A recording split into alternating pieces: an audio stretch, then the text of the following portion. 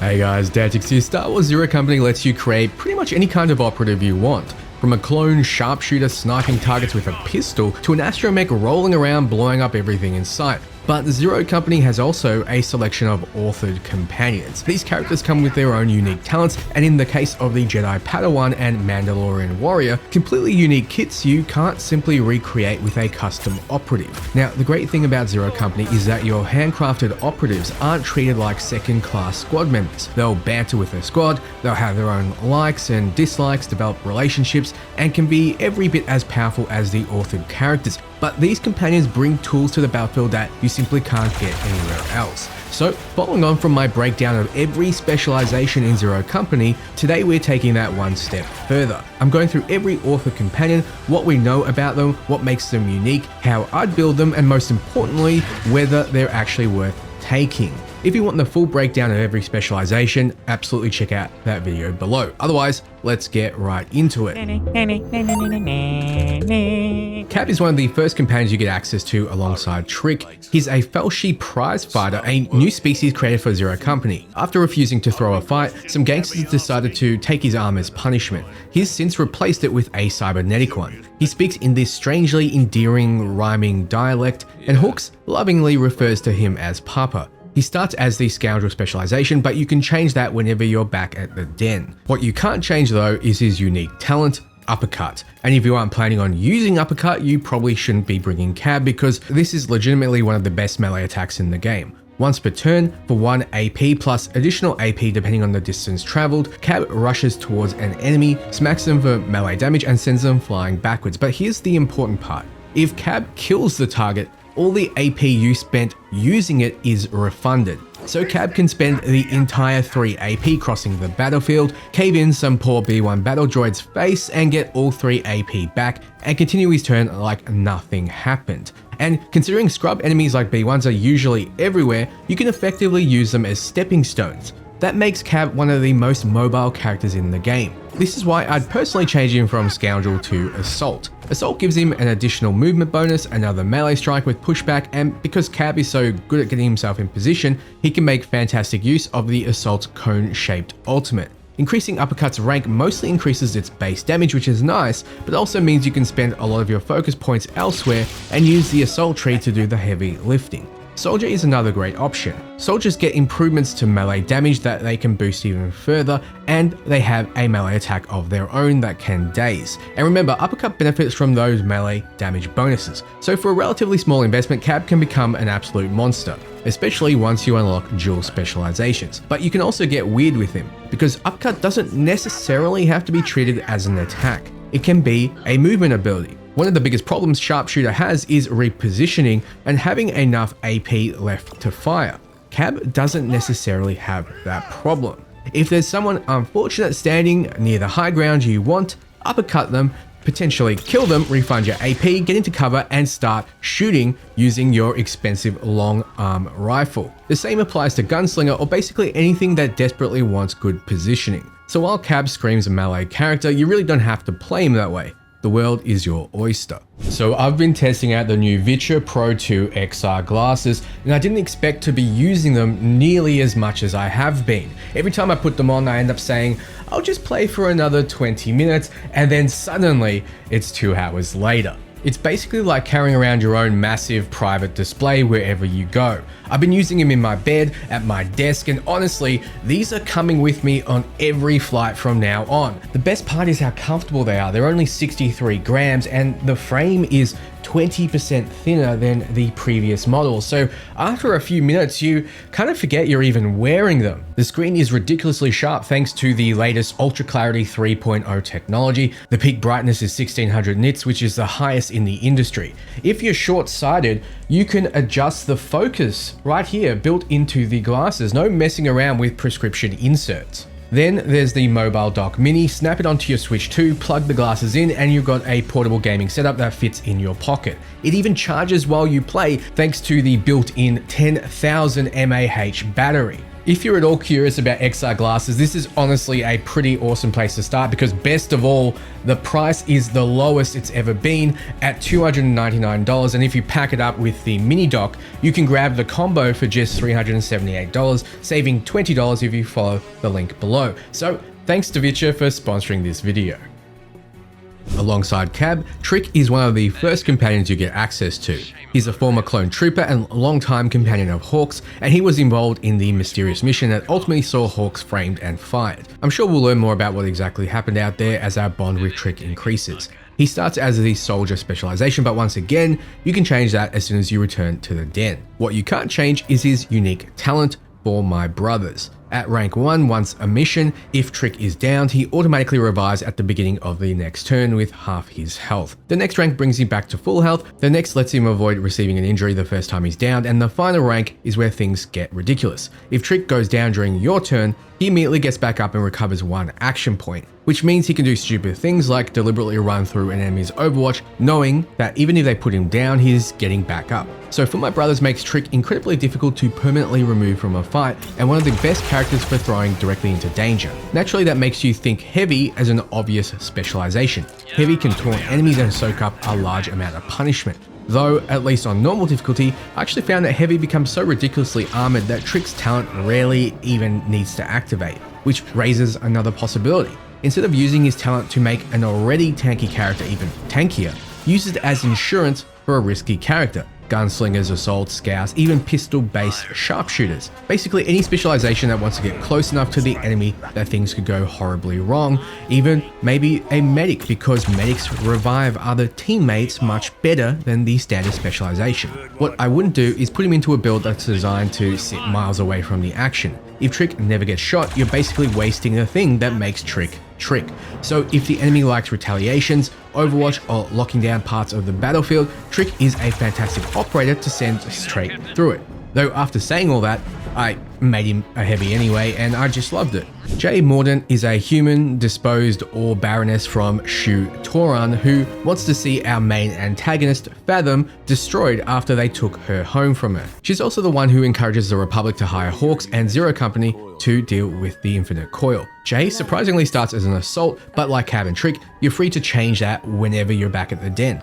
Her unique talent is Final Shot, and this one is fantastic. Once per turn, if another operator attacks an enemy and leaves them below a certain amount of health, Jae immediately fires her blaster and executes them. At rank 1, 4 health or less, each upgrade increases that threshold until eventually it's 10 health. So if one of your operators leaves an enemy sitting there with 10 HP, Jae will shoot them from basically anywhere on the map and finish them off before your operator's action has completely ended. And she can't miss. She's essentially your team's executioner. The beauty of Final Shot is that it works regardless of Jae's specialization and weapon. She doesn't need a long arm, she can be carrying a pistol, rifle, or repeater and she'll still do it, which means unlike Kabb and Trick, there's no obvious specialization that massively enhances her unique talent, and that's actually a good thing. Jae might be the most flexible authored character there. Assault, fine. Medic, fine. Scout, fine. Whatever your squad is missing, Jae can probably fill that role while still providing Final Shot in the background. There's really only one thing you don't want her doing. Dying, because apparently Final Shot isn't active while Jae is dead. Shocking, I know. So I probably wouldn't put her in extremely high risk situations, otherwise she's one of those characters you can slot into almost any squad and immediately get value from. Now we get to one of the big ones. Tel Rea is a Jedi Padawan whose master died investigating the Infinite Coil. She doesn't want to return to the Jedi until her mission is complete. Enter Hawks and Zero Company. Tel is the only character we know about that cannot change her specialization, and she's the most unique of them all. She's a Jedi Padawan, as I mentioned, and everything about her, her abilities, her passive, her equipment, and talent is built around that. Instead of equipping normal utility items like grenades and stim packs, Tel Rea equips Force Meditations. She initially has 1 slot, but can eventually unlock 3. During my playtime, we had access to 3 meditations. One recovered 8 health at the beginning of the turn, another increased deflection chance by 10%, and another gave her an additional stack of harmony, which brings us to her unique talent, Strong with the Force. Tel Rea begins each turn with stacks of harmony. Harmony affects both her deflection chance and lightsaber attack, so essentially the resource around which her entire kit revolves. Each stack provides another 4% chance to block an incoming ranged attack. At the highest tier of Strong with the Force, she can begin her turn with 6 stacks. That's important because Tel Rea already has a 30% base deflection chance thanks to Padawan training. At 6 Harmony, you're looking at a 54% chance to completely deflect incoming ranged attacks, but we can go higher. Her Noble Stance consumes all remaining AP and gives her another 10% deflection chance for every AP spent. Use all 3 AP while sitting at 6 Harmony and you're potentially looking at an 84% chance to deflect incoming blaster fire from that direction. And if she successfully blocks while in Noble Stance, she reflects it back at the enemy. She's basically standing there saying, go on, shoot me. Then we have Lightsaber Strike. It can't be upgraded, but it scales with Harmony, gaining another 4 damage every stack of Harmony you currently have, while consuming 3 stacks with every strike. From my testing, it's the hardest hitting melee attack out of the gate without any additional investment, but yeah, she's hitting people with 2 lightsabers while an assault is just smacking them with the butt of their blaster, so I'd hope so. And while upgrading Padawan training doesn't increase the base 30% deflection chance, every rank gives her something different. First, another meter of movement. And remember, that affects every movement action and you can take up to 3 a turn. So if you spend all 3 AP moving, that's potentially another 3 meters in a single turn, much better than it initially sounds. The next rank increases melee critical strike chance by 10%, then she unlocks her 2nd meditation slot, and finally her 3rd. You don't discover any additional meditations during the 18 cycle preview window, but I'd be very surprised if there aren't some extremely powerful ones waiting later in the game. Then there's Force Push. It does exactly what you'd expect. Target an enemy, launch them in a direction and deal additional damage for every object they smash into along the way, or instantly kill them if you launch them off a cliff. Upgrading it increases the base damage, while the final rank also disorients the target, reducing their chance to hit by 20%. So even if you don't kill them, you've potentially neutered their next attack. And finally, we have her ultimate, Shockwave. For 6 advantage, Tel unleashes the Force in a circle around herself, damaging nearby enemies and throwing them far backwards. As long as you have the advantage, you can keep using it. And the final upgrader, which actually grants Harmony for every enemy hit, meaning you can push Tel Rea beyond the 6 Harmony she normally starts with. It's a fantastic get off me button, but it's arguably an even better crowd control tool. Tel wants to get into the middle of a fight, she wants enemies looking at her, she wants to rush objectives, hold positions, and force the enemy to deal with her. And Shockwave gives her another tool to do exactly that. She has 3 other investable abilities that are only able to be invested into after dual specializations unlock after cycle 18. Instead of Tel getting to pick another specialization like the other characters do, she gets to invest in the following. Force Pull, dragging enemies towards her while dealing 12 damage, each rank increasing the damage. Then there's Lightsaber Throw, another ultimate, giving her a much needed ranged option. For a massive 10 advantage, she throws both lightsabers in a line, dealing 10 damage to everything caught in their path while benefiting from lightsaber damage bonuses, and also consuming all stacks of Harmony for bonus damage, up to 8 per stack, which yes is massive. Then we have Elegant Weapon, a passive which increases critical damage and critical chance with her lightsabers, each rank increasing that amount. Like all Jedi, she can perform vertical jumps without needing ladders or climbing points, which dramatically improves her battlefield mobility. Now, after hearing all this, Tel Rea sounds absolutely ridiculous. A Jedi with lightsabers, force abilities, massive melee damage, crazy deflection, and potentially 2 different abilities that feel like ultimates. Surely she's mandatory. Not really, and I actually think it's one of the best things about Zero Company's design. Kabb can have more melee attacks than her, assaults can potentially move further than her, heavies can absorb much more punishment than her, and personally I think a soldier's rocket is a much more flashy 10 advantage investment than lightsaber throw. Tel Rea is powerful, she's incredibly fun, she's a Jedi, she lives out that fantasy, but at least right now, she doesn't make the rest of your operatives obsolete. You aren't forced to bring her simply because she has a lightsaber, and that's exactly how it should be.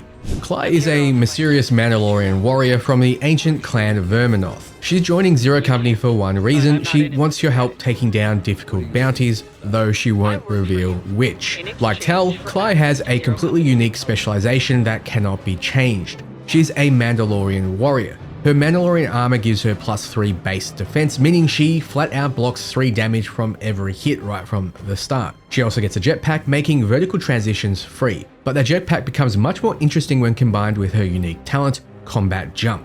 For just 2 advantage and 0 AP, Cly uses her jetpack to leap to a target location and shove nearby enemies out of the way. This might actually be one of the best positioning abilities in the game. Do you need to capture an objective? Cly can fly there. Enemies standing near a ledge, land next to them and introduce them to gravity. Need the high ground?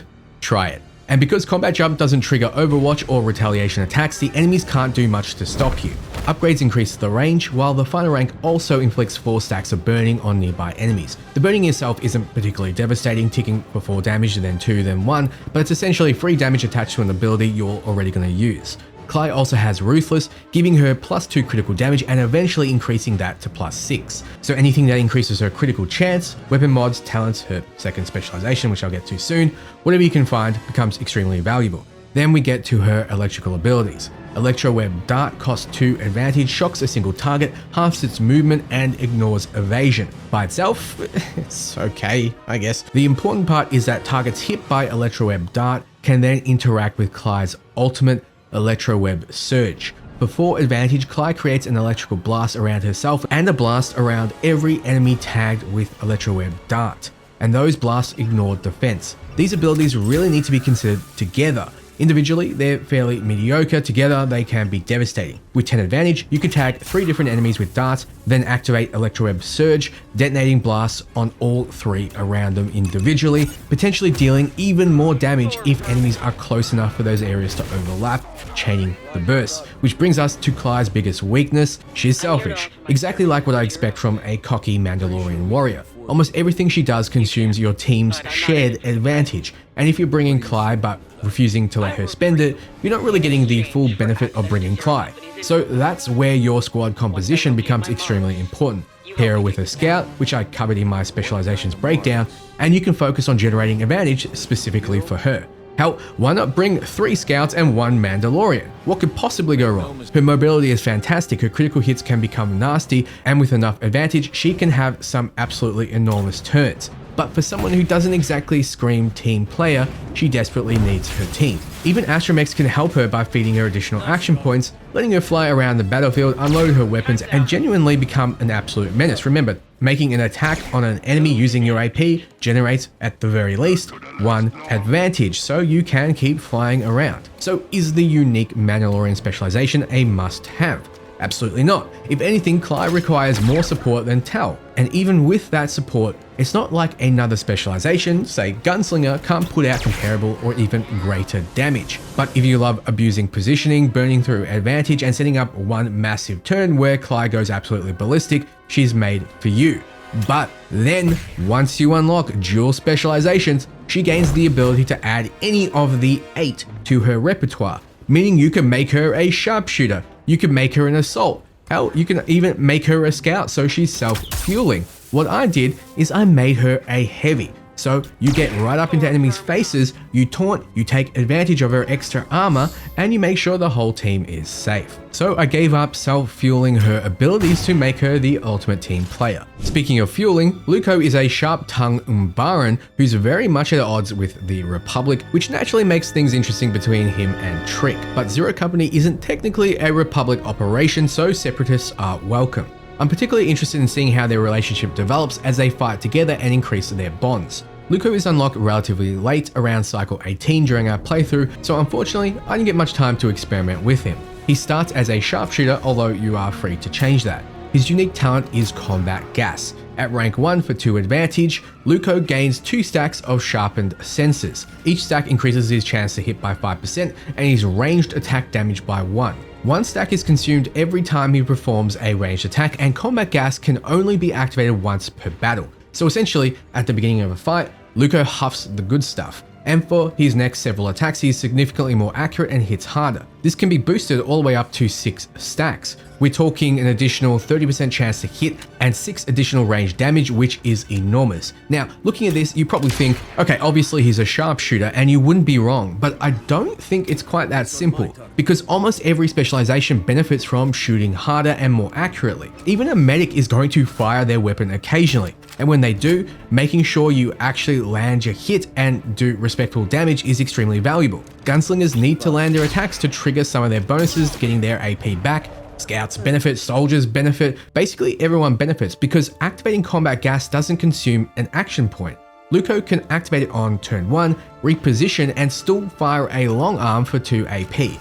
potentially deleting a B2 battle droid or something even nastier before the fight has properly started. Interestingly, there's some anti-synergy with the Sharpshooter ultimate because that attack already always hits and will still consume a stack. So part of combat gas is essentially wasted on it. Personally, I'd be really interested to change Luco into a scout. Their ultimate becomes much more powerful the more advantage you have, but most importantly, it can miss. Luco helps solve that problem, but regardless of how you build him, I think he's going to be extremely useful, more accuracy, more damage, no AP. It's very hard to go wrong with that. Finally, we have Astromechs. Now, technically, these aren't authored companions. You create them yourself after building the repair bay, but I'm including them here because they effectively have their own unique specialization and play completely differently from every other operative in the game.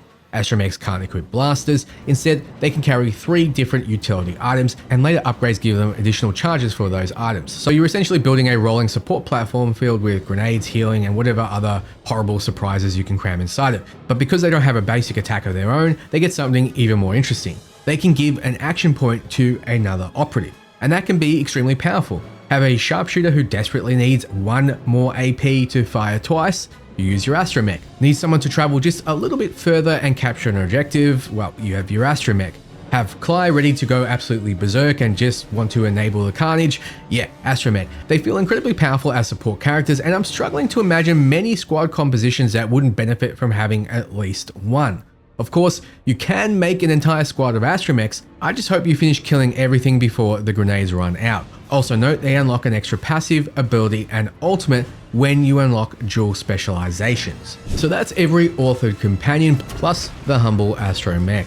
And after breaking down all the specializations in my last video and looking at these characters individually, I think one of the most interesting things is just how much freedom the game gives you. Kabb doesn't have to be an assault, Trick doesn't have to be a soldier, Luco doesn't have to be a sharpshooter, even the author characters aren't necessarily telling you exactly how they should be played. Instead, their unique talents give you another piece of the puzzle to build around. Even the 2 characters with completely unique specializations, the Jedi and the Mandalorian, don't automatically invalidate everything else. They're different, not necessarily better. And that's important because it means you can build Zero Company around the characters you actually like, rather than feeling like you need to bring the Jedi because, well, she's a Jedi. Personally, I had quite a few combinations I wanted to experiment with when I got my hands on the full game, and I'm sure some of you are already planning something completely ridiculous. 3 scouts feeding advantage to Cly, and 3 Astromech batteries feeding AP into 1 hyper-powered damage dealer, Kabb uppercutting his way across the entire battlefield like every B1 battle droid owes him money. There are lots of possibilities here, so let me know below, which companion are you bringing, what specialization are you giving him, and who's getting left back at the den?